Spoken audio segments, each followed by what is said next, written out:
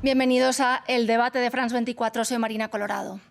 El 18 de octubre los bolivianos volvieron a las urnas y, una vez más, tal y como los resultados preliminares mostraban en 2019, la mayoría del pueblo de Bolivia eligió al movimiento al socialismo, el MAS. Luis Arce, heredero de Evo Morales, ha conseguido, en palabras de su opositor, el candidato del Partido Comunidad Ciudadana, Carlos Mesa, una contundente victoria que no necesitó de una segunda vuelta. Las elecciones anuladas en 2019 desencadenaron en violentas protestas en las que hubo decenas de muertos y cientos de heridos. Los comicios también resultaron en la salida de Evo Morales del país y su exilio en Argentina y de la asunción de Yanine Áñez como presidenta interina de la nación. ¿Cuál es el mensaje de Bolivia con esta nueva victoria del socialismo? ¿Cuáles serán los retos del gobierno de Luis Arce? ¿Qué papel tendrá Evo Morales en todo esto? ¿Y qué podrá hacer la oposición? Para analizar todo esto nos acompañan desde La Paz nuestra corresponsal Mary Vaca y nuestros invitados Erika Brockman, analista política y exparlamentaria, y Jorge Richter Ramírez, politólogo y catedrático de Marketing Político y Gubernamental en la Universidad Católica Boliviana. Muchísimas gracias a todos por estar con nosotros hoy en el debate de France 24. Antes de comenzar el análisis, me gustaría recordarles que desde sus casas pueden enviarnos comentarios o preguntas a través de nuestras redes sociales con la etiqueta numeral El Debate F24 y nos encuentran como @France24_ES.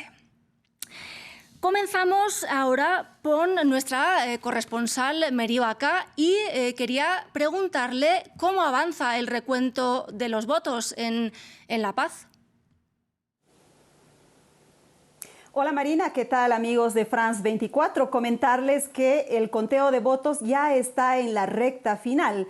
Se podría decir que ya se ha marcado la tendencia final que va a tener este resultado y que se ha consolidado la victoria de Luis Arce del Movimiento al Socialismo en primera vuelta y por mayoría absoluta. De hecho, él está con un porcentaje superior al 50% y tiene una diferencia mayor a 20 puntos con el segundo, que es Carlos Mesa, que se ha declarado como el líder de la oposición. Por otro lado, también debo comentarles que el MAS va a tener mayoría en el Senado, pero todavía no se sabe si va a llegar a los 2/3. Las proyecciones indican que no y que probablemente tendría que concertar en esa Cámara para aprobar temas claves de la agenda nacional. Estas cifras muestran claramente un retorno del MAS a Bolivia y a eso le vamos a dedicar la primera parte del programa. ¿Qué dice esta amplia victoria de lo que pasó en 2019 con las elecciones que fueron tildadas de fraude por la Organización de Estados Americanos, por ejemplo? Vamos primero con Erika Brockman para su análisis. Muy buenas noches, un gusto y agradecida por este encuentro, por este diálogo para poder dar cuenta de lo que ha sucedido en Bolivia. Un saludo para Mary Vaca, Jorge y por supuesto para Marina Coronado.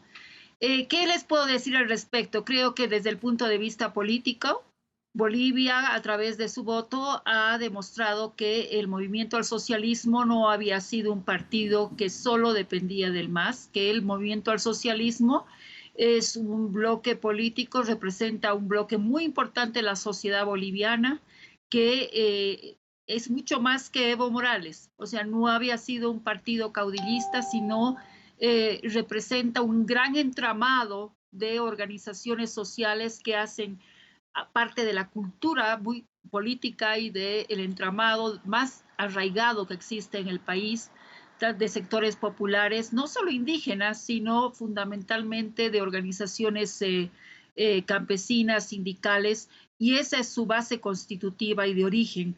Por lo tanto, tiene una presencia nacional. Después de 14 años en tiempos de bonanza, verdaderamente ha consolidado su presencia como partido predominante.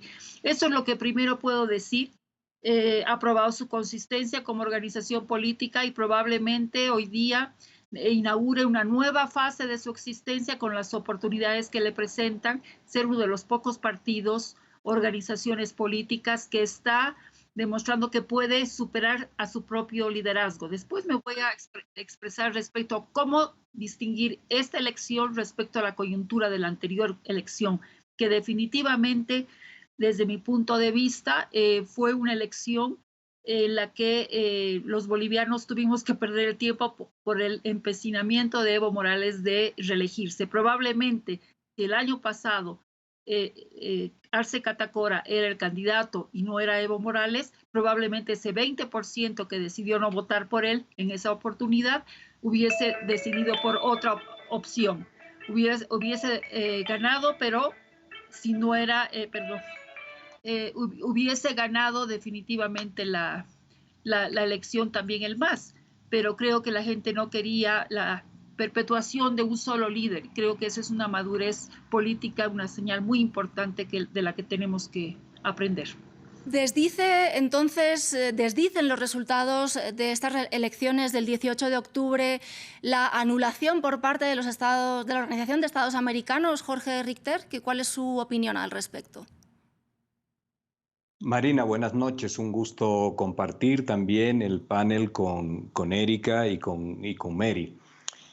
Bueno, uno de los primeros elementos que el pueblo boliviano requiere cerrar es esta infausta narrativa que ha significado y que ha conducido a Bolivia a una ruptura institucional y a un paréntesis de una plena y absoluta democracia.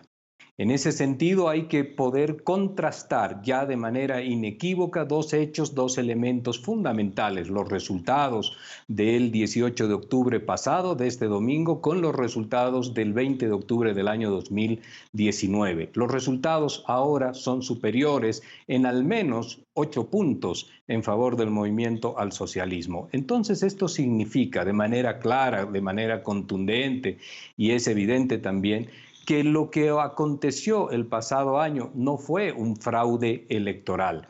Lo que ha sucedido es que no se ha comprendido desde los sectores del centro hacia la derecha cuál es la composición política y social, primero de un partido político como el Movimiento al Socialismo, y cuál es su relación con la enorme corporatividad de organizaciones sociales populares del país, muy diversas todas ellas, pero que conforman la forma de organización en el sustrato más esencial de nuestra sociedad. Y esta diversidad de organizaciones sociales se articula de forma homogénea y en tiempos electorales y de ejercicio del poder político se vinculan en una alianza con el movimiento al socialismo. Son dos entidades que actúan aliadas en momentos electorales y en momentos de administración política. Esto, el pasado año, también ejerció esa acción político-electoral.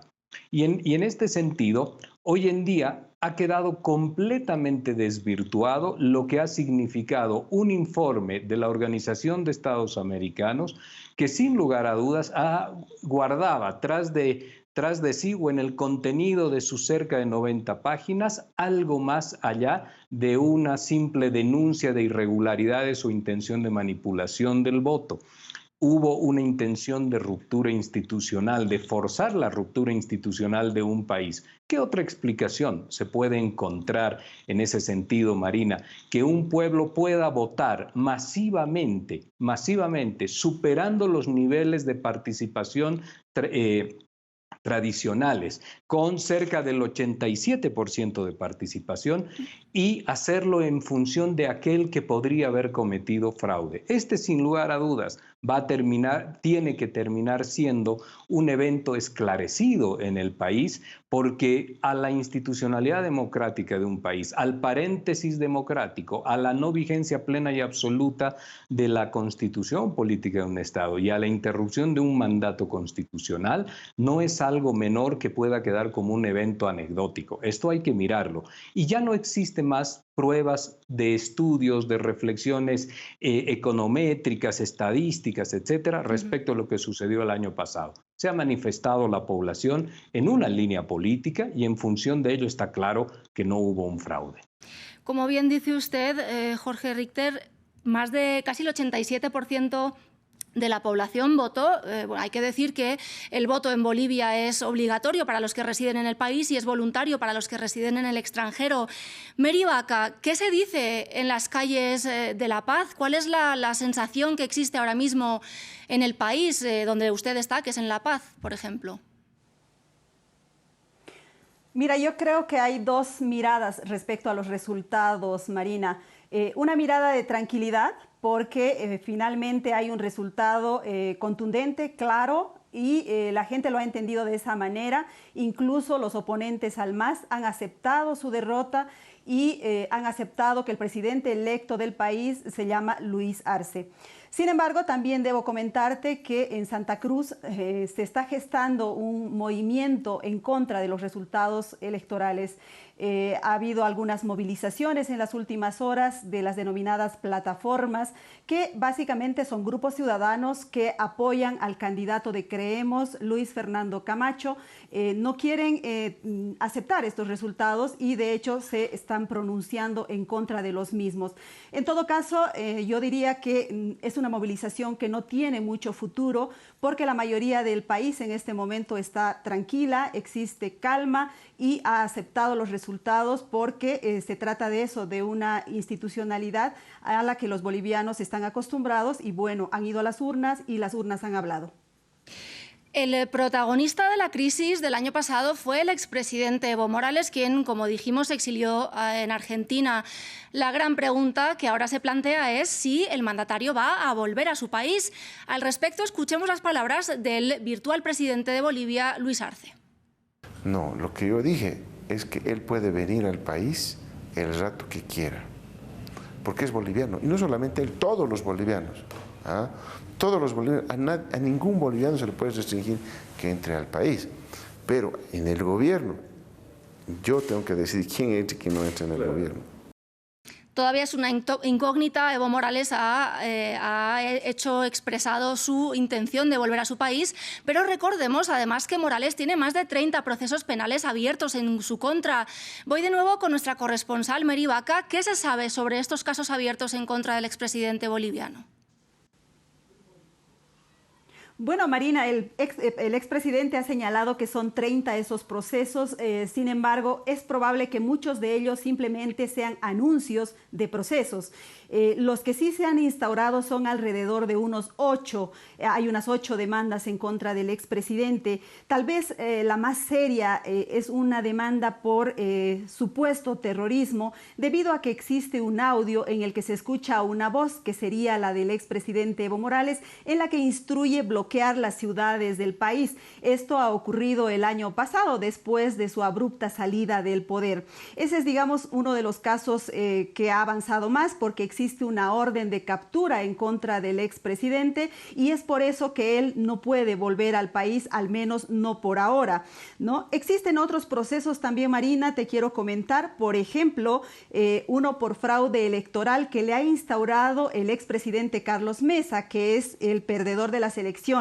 Él ha instaurado este proceso en contra de los supuestos responsables políticos de este fraude, porque existe otro caso en contra de los responsables técnicos de este caso. También existe otra demanda planteada por el gobierno, particularmente por el ministro de Gobierno, Arturo Murillo, por supuesto estupro y trata y tráfico de personas, debido a una supuesta relación que Evo Morales habría mantenido con una menor de edad.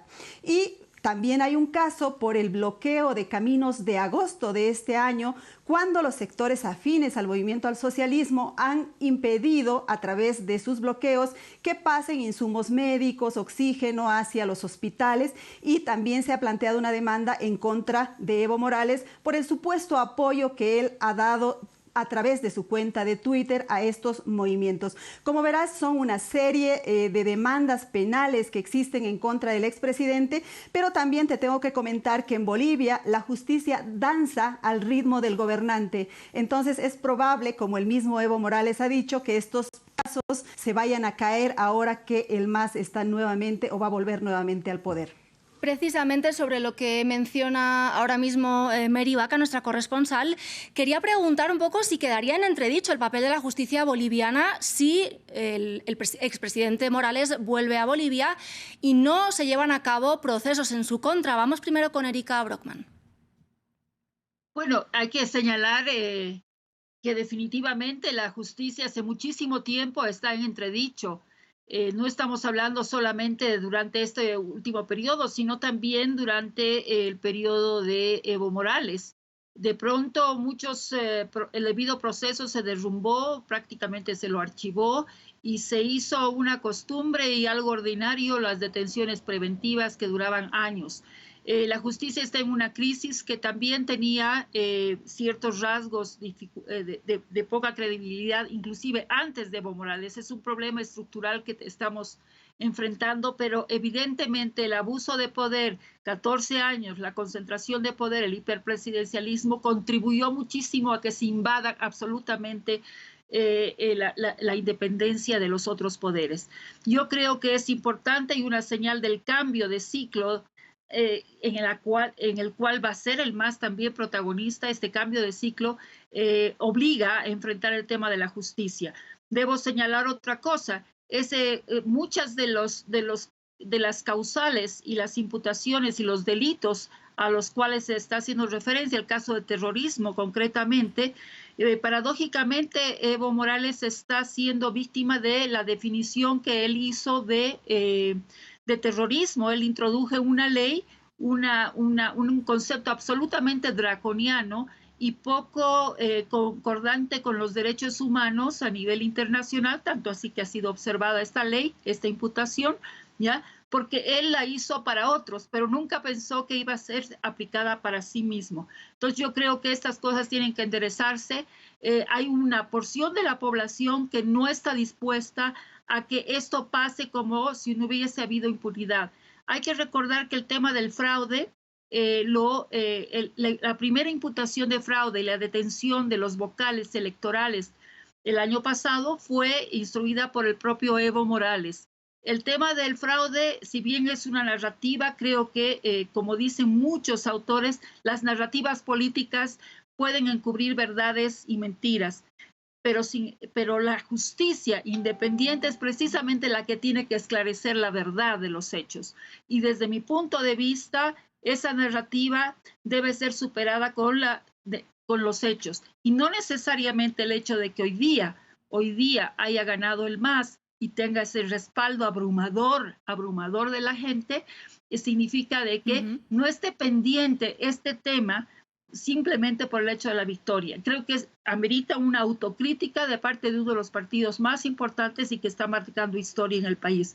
Una autocrítica respecto a lo que sucedió y a ese intento pero persistente por apostar por una postulación inconstitucional por cuarta vez que lesionó y lastimó muchísimo la propia Constitución y los principios constitucionales que tiene la Constitución que se aprobó por Evo Morales. O sea, se lastimó la democracia representativa, sí. Se lastimó un instituto de la democracia participativa y directa, y esos elementos son elementos que verdaderamente han dejado huella y han marcado un sentimiento ciudadano por el que es asignatura pendiente del MAS y de todo el sistema político comenzar a respetar mínimamente la institucionalidad y ese modelo democrático instaurado precisamente por él mismo.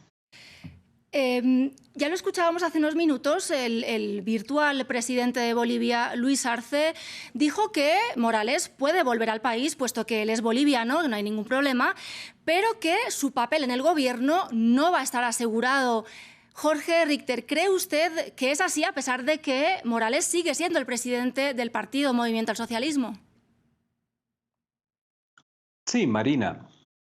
Hay que tener siempre en cuenta cuáles son los perfiles psicológicos y las características de la personalidad que tienen los diferentes actores políticos. El señor Arce, sin lugar a dudas, para llegar a la presidencia del Estado, para lograr la votación que ha conseguido también, aunque esta pueda depender de muchos factores, pero es él quien ha liderado ese proceso, esto quiere decir y expresar que tiene una personalidad definida y clara en los puntos que son absolutamente centrales. Hace muchos años atrás se estableció un mito de que en realidad no gobernaba el señor Morales, sino el vicepresidente Álvaro García Linera, y ahora se está intentando nuevamente apelar a argumentos inconsistentes, por supuesto, de que estaría una figura detrás de el gobierno del señor Arce. Y esto no suele suceder. Durante los años anteriores gobernaba Evo Morales y tenía absolutamente claro lo que significaba el control del poder y sus relaciones con el vicepresidente y otras autoridades. Pero en Bolivia tenemos siempre una rapidez para apelar a esta fantasiosa argumentación de que hay alguien más detrás del poder. Esto, sin lugar a dudas, esto va a significar en el tiempo que viene, la presencia va a llevar a la presencia del señor Evo Morales en el país, por supuesto que sí, y también que se establezcan algunas puntas de poder, tres vértices de poder muy claros en la recomposición de lo que es el movimiento al socialismo y lo que significa también su poder. Esas puntas son el señor Arce, el señor Evo Morales y el señor Choquehuanca. Esto va a ocurrir. Es un partido vinculado, como le he señalado, a los movimientos sociales muy, muy grande y por ello dentro a su interior coexisten y conviven diferentes facciones buscando siempre espacios de poder como en cualquier estructura política muy grande. Y esto no va a ser la excepción. Lo vamos a poder observar, habrán seguramente crisis, habrán contradicciones y tendrán que construir dialógicamente a partir de mucho esfuerzo, posiciones homogéneas para tener una visión de conjunto. Quiero también señalarle algo rápidamente. El respeto de la institucionalidad y el tema de la narrativa del fraude, Marina, también tiene que pasar no solamente por una evaluación de lo que han sido los 14 años de la gestión del señor Evo Morales. No existe un momento mayor que un proceso electoral donde se pone en consideración todas y cada una de las fuerzas políticas, que sea la población quienes los evalúan. Pero también hay que señalar de manera clara que los respetos institucionales pasan por no generar rupturas institucionales como la que ocurrió en noviembre del año pasado. En eso hay que ser absolutamente categórico. Hoy en día se están buscando, por supuesto, y esto va a ocurrir seguramente con mayor intensidad en los próximos días, distintos argumentos para tratar de diluir o de aminorar el impacto de lo que fue aquello de denuncia monumental de fraude electoral, de robo de la elección y de la institucionalidad. Y en esa perspectiva hay que ver que el primer respeto a la institucionalidad es no generar una ruptura en la institucionalidad. Precisamente, y una ruptura, perdón que le interrumpa, precisamente quería hablar un poco de esa ruptura, porque Morales, sabemos claramente, es una figura polémica y que divide al país, en cierto modo, a pesar del enorme apoyo que ha tenido el partido MAS en estas elecciones. ¿Debe entonces Morales aceptar un papel más alejado de la política para que el país se pueda recuperar y pueda sanar un poco y haya más unión? Vamos con Erika Brockman. Bueno, yo creo que es una pregunta pertinente. Creo que al interior del MAS, que es un partido tan fuerte, va a haber un debate intenso a fin de definir cuál va a ser su práctica política y su comprensión y el sentido de la democracia en términos de coexistir con el otro, con el adversario. Creo que Evo Morales y un núcleo importante que tuvo el núcleo de poder del año pasado, durante los 14 años, tenía una lógica de la democracia muy particular. Entendía la política como un campo de lucha donde el adversario era un enemigo a eliminar, siguiendo toda esa lógica de los autoritarismos que tenían una visión de una democracia con un solo partido. Ese era el ideal, de alguna manera, que estaba en el espíritu jacobino de alguno de sus actores. Entonces, si esa es la conflictividad, esa es la visión, ese es un tema tremendamente tóxico para la democracia, Por eso es que me parece muy importante el lead que han puesto ahí, el encabezado, diciendo de que este nuevo gobierno está dispuesto a generar nuevos puentes y nuevos lazos y un reencuentro entre los bolivianos. Y creo que esa tónica la va a introducir de una manera muy especial, particularmente Choquehuanca. Choquehuanca, que inicialmente era el candidato, digamos, preferido por parte de los movimientos sociales de base campesina. Sin embargo, hay que reconocer que el perfil particular de Arce Catacora es un perfil muy importante. Él ha ganado porque él es el depositario emblemático de lo que ha significado la política económica de los 14 años de bonanza, por mérito propio y porque mantuvo un sistema, y lo han reconocido, muy prudente en términos macroeconómicos. Ahora le tocará lidiar en época de vacas flacas. El otro elemento que quería decir, que rupturas institucionales traumáticas en los 38 años de democracia hemos tenido en 3 oportunidades. La primera oportunidad cuando se vio por los movimientos sociales, insurreccionales y movimiento popular a cortar el mandato del primer presidente del ciclo democrático, de la era democrática. Empezó el ciclo de la democracia pactada que la asocian al neoliberalismo, ¿ya? Y cae ese sistema político con otra ruptura institucional que tiene que ir a una transición institucional también compleja. Es el caso del 2003, donde cae y se derrumba el mundo neoliberal. Y hoy día también se tiene lamentablemente una tercera ruptura de la continuidad de un gobierno constitucional y donde está precedida por 21 días que hay que reconocer la cantidad de actores que estuvieron en esa revuelta ciudadana que derivó en la solicitud hasta de los propios aliados de Evo Morales de que era conveniente de que se retire del gobierno. Estamos hablando de la Central Obrera, que había mucha violencia de los extremos que estaban imbricados en los actores políticos de extrema derecha y también dentro del propio MAS en los focos más radicales. Entonces fue un enfrentamiento casi de sociedad a sociedad, donde al final de cuentas, y ahí podemos hablar sobre el rol de las Fuerzas Armadas desde hace muchísimo tiempo, que desde hace tiempo que piden que el Ejecutivo asuma una responsabilidad política sobre los hechos de intervención de la policía y el ejército. Y bueno, eso ha generado que definitivamente el rol de las Fuerzas Armadas hoy día sea muy debatida, inclusive en este gobierno que ha militarizado y ha dado una señal de militarización muy importante.